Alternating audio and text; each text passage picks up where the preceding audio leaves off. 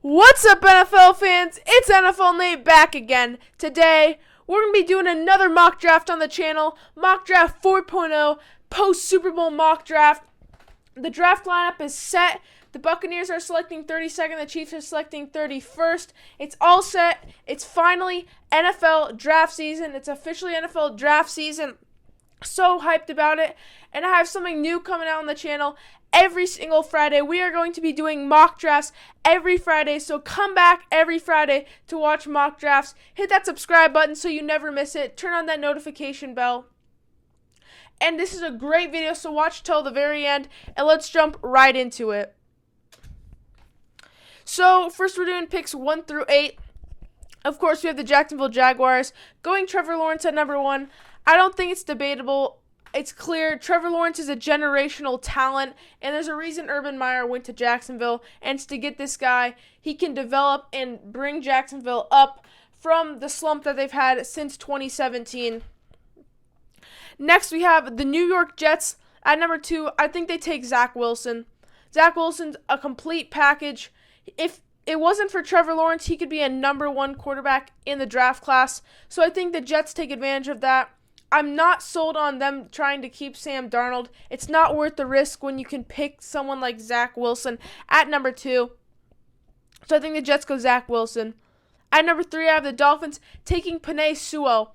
This is kind of interesting because most people have them picking wide receiver, but I think if they're dedicated to protecting Tua, there's a lot of nice free agent weapons out in free agency that I think the Dolphins can pick up. But they really want to get that O-line set. Penei Sewell is an instant plug-and-play. So I think they can get that wide receiver talent out in free agency. And they are going to spend the number 3 pick on Penei Sewell because he is a very valuable asset that will be super good for any O-line that he goes on. Then at number 4, I'm kind of switching it up. All these mock drafts, I usually have the same thing, but I want to try to mix it up this time. So I have the Atlanta Falcons going Micah Parsons. Maybe they're high on Zach Wilson, not so much on Justin Fields. So they go Micah Parsons, a dynamic defensive playmaker that can run around the field, make tackles and big plays, and that can really help this Atlanta Falcons defense. So I'm just mixing it up this round, and I think Falcons are going to go Micah Parsons. It's a good possibility. So then we have a big trade at number 5. I have the San Francisco 49ers jumping up to number 5 to take Justin Fields. So let's look at the trade. We have the San Francisco 49ers obviously getting the 5th overall pick and probably going to jump up to get Justin Fields. And we have the Bengals. They get the 12th overall pick, the 2022 first rounder, so they get a first rounder next year, and they get a 4th rounder this year. They have to pay a hefty price. I think with Penei Sewell being off the board, the Bengals question if they really want to be here. Knowing that's a deep offensive line class this year, they think they can get someone down at number 12, and it's worth it for them to drop back. If Penei Sewell's not there, the 49ers really want to jump up. But the Bengals could take any top wide receiver they want, so the 49ers have to pay a hefty price to the Bengals. The Bengals take it, and they could get an offensive lineman later. So that's the trade I got. And I think the reason the 49ers jump up to get Justin Fields is because he is a very dynamic playmaker. Just like Zach Wilson, he could be a number 1 quarterback in a different draft class, but this quarterback draft class is so loaded. I think in a Shanahan system, Justin Fields could be insane. As you guys know, the San Francisco 49ers are like a quarterback away from doing very good next year. They made it to the Super Bowl in Super Bowl 54, so they're coming back from tons of injuries. And this Justin Fields trade, even though it'll set them back in the future, it can really help them jump up and get the quarterback of their future. Next, I have the Philadelphia Eagles taking Ja'Marr Chase. Philadelphia Eagles, this is exactly what they want to happen. None of the wide receivers taken in the top 5. They get their pick. I think they pick Ja'Marr Chase, a dynamic playmaker that can really help this wide receiver group. Then next, the Detroit Lions. I have them taking Jaylen Waddle at number 7. Last mock draft, I had them taking quarterback, so I mixed it up, and I think Jaylen Waddle could really help Jared Goff. If they're putting all their trust in Jared Goff, then Jaylen Waddle is a perfect fit. We don't know if Kenny Galladay's coming back, but I think Jaylen Waddle, really good fit for the Detroit Lions, speedster out of Alabama. Then we have the Carolina Panthers going Trey Lance. The Carolina Panthers, they don't know what they're really happening at quarterback. They have Teddy Bridgewater right now, but I think Teddy Bridgewater is a perfect bridge quarterback, and Trey Lance can learn under Teddy Bridgewater. Trey Lance, they can eventually develop into the passer that they want him to be. Trey Lance, also a very, very talented quarterback. So to get him at number 8 is pretty much a steal. So I really like that for the Carolina Panthers. Next, we're moving on around picks 9 through 16. The Denver Broncos at number 9. They have any pick of cornerback they want. Only one defensive player was taken in the top 8. So they take Patrick Surtain, lockdown corner out of Alabama. This can really help their defense get back to the defense when they won Super Bowl 50. A.J. Boye is probably not coming back, so I think Patrick Surtain, great young corner, can be a lockdown for them in the future. Really like that for the Broncos. Then we have another trade. We have the Miami Dolphins jumping up to number 10 to pick DeVonta Smith. The Heisman winner fell all the way down to 10, so the Dolphins at number 18 decided to take advantage. So let's look at the trade. The Dolphins, they get the 10th overall pick. They jump up to get DeVonta Smith. The Cowboys, they trade back. The only reason I'd say they'd trade back is maybe they were super high on Patrick Surtain. They didn't really want Caleb Farley as much because they wanted that lockdown corner.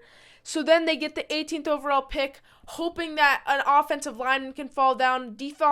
Deep offensive lineman class, just like the Bengals. So they drop down hoping to get a offensive lineman later in the draft to help protect Dak Prescott.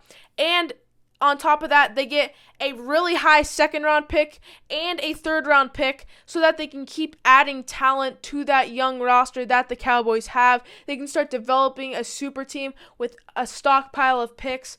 They'll just load the Cowboys up for the future, helping that defense, that if the Cowboys can get that defense good, they can really, really become a really big contender in the NFC. So I think they save those picks for defense and just stockpile picks. And the Dolphins, they jump up and get DeVonta Smith for the future weapon for Tua.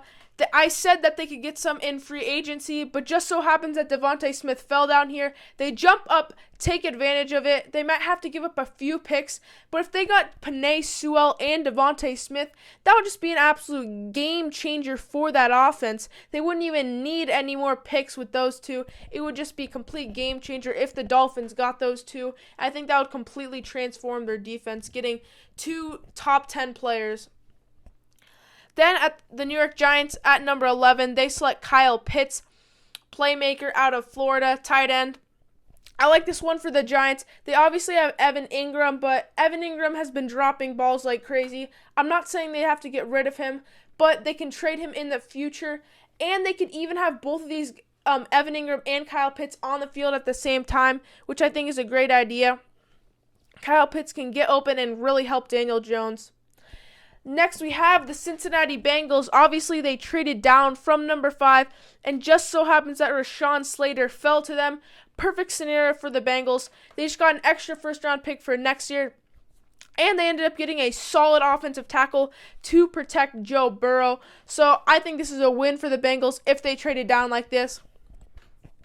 Next, I have the LA Chargers at number 13. They select Caleb Farley. I think Caleb Farley would be a very, very good playmaker for Brandon Staley. He could totally prune him and make him a very good cornerback to use in his defense. I think it would be very profitable for the Chargers if they were able to pick up Caleb Farley at number 13.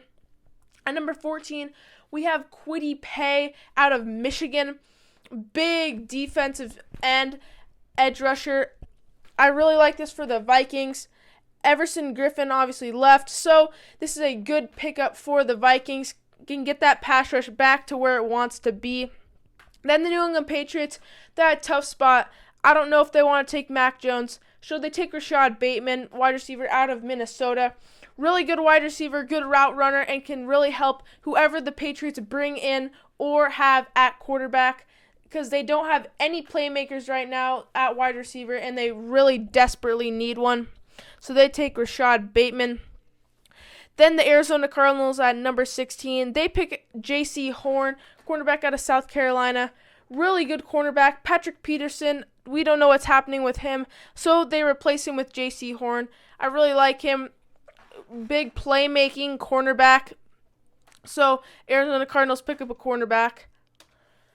Then we have rounds 1 pick 17 through 24. The Las Vegas Raiders, I have them picking Gregory Rousseau again. They need to get that edge rushing presence for the Raiders. They really need to do that. So they get an edge rusher. The Dallas Cowboys, obviously they traded back, and it was kind of a risky move because they didn't know who they were going to get. But they ended up picking up Christian Darrisaw out of Virginia Tech. Really like him. He can help protect Dak Prescott, and they can use those other picks I piled up on other playmakers. So I like that for the Cowboys. At number 19, the Washington football team picks up Samuel Cosmi, offensive tackle. Big 6'6" tackle. Can play a lot of different positions. But I think Washington football team could use him. Obviously, they just signed Taylor Heinicke, so he can protect him. At number 20, I actually have the Bears taking Mac Jones. This is super interesting. They already have Nick Foles and Mitchell Trubisky, so this could be like an ultimate offseason quarterback battle between those three. They can make each other better, and eventually Mac Jones could become the starter for the Bears, so that's a really interesting scenario. Then at number 21, Jaylen Mayfield is selected for the Indianapolis Colts. I really like this pick. Big tackle out of Michigan. He can really help the Indianapolis Colts. They just need like one more guard, and this offensive line can become one of the best in the league. Then at number 22, I have the Tennessee Titans taking Jalen Phillips, edge rusher out of Miami. He was teammates with Gregory Rousseau, and he was a beast. So I think the Tennessee Titans could really use him as an edge rusher. Then I have the New York Jets taking Travis Etienne, running back out of Clemson. I really like him. Shifty running back that can pair really well with their newly acquired quarterback, Zach Wilson. So that pairing could instantly make their offense super, super good. Then I have the Pittsburgh Steelers taking Tevin Jenkins. Tevin Jenkins just seems like a Steelers player. He's just big, strong, just grinded out kind of offensive tackle, so I really like him for the Pittsburgh Steelers. They could take Najee Harris, but I think they need to fix the O-line. There's no point in getting a running back if their O-line is just going to be bad. So they take Tevin Jenkins. Then going into the final 8 picks, I have the Jacksonville Jaguars selecting Liam Eichenberg out of Notre Dame. Solid offensive tackle that they can use to help protect Trevor Lawrence. Then I have the Cleveland Browns selecting Christian Barmore, defensive tackle out of Alabama. I really like him.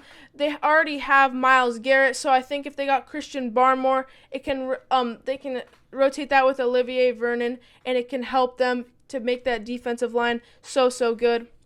Then I have the Baltimore Ravens selecting Elijah Vera Tucker. I've had them picking him in the last few drafts because if he drops to the Baltimore Ravens, he can be so good for them. So I think they pick him up and help protect Lamar Jackson. Then at number 28, sorry, that's a mistype. I have Jeremiah Owusu-Komora. I cannot pronounce his name right, but a great playmaker out of Texas for the Saints, can help Demario Davis because they're tons under the cap. So if they can have Demario Davis, if Demario Davis has to be cut, they can replace him with Owusu-Komora. Then the Green Bay Packers select Kadarius Toney, speedy wide receiver out of Florida, just another weapon for Aaron Rodgers. Then the Buffalo Bills select Zaven Collins. They have Tremaine Edmonds, but Zaven Collins is another playmaker to help on that defense. We don't know what's happening with Matt Milano, so Zaven Collins is a great playmaker for the Bills. Then the Kansas City Chiefs select Alex Leatherwood. You guys saw the Super Bowl. They need to draft offensive line, and I think Alex Leatherwood is the perfect big tackle. Mitchell Schwartz, we don't know what's happening with him. So Alex Leatherwood, a great tackle for the Chiefs to pick up and help protect Patrick Mahomes. And then finally, the Tampa Bay Buccaneers, Super Bowl champions. They just add another piece to that offensive line.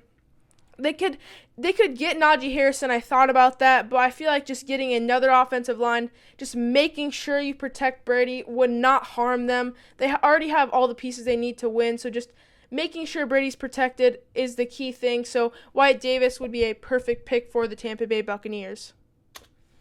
Thank you guys for watching. If you enjoyed, please leave a like and subscribe. I'm going to be doing weekly mock draft videos every Friday. So you have to come back every Friday to watch these. Subscribe if you're new to the channel. Watch my last video right there, and I'll see you guys all in the next one. See ya!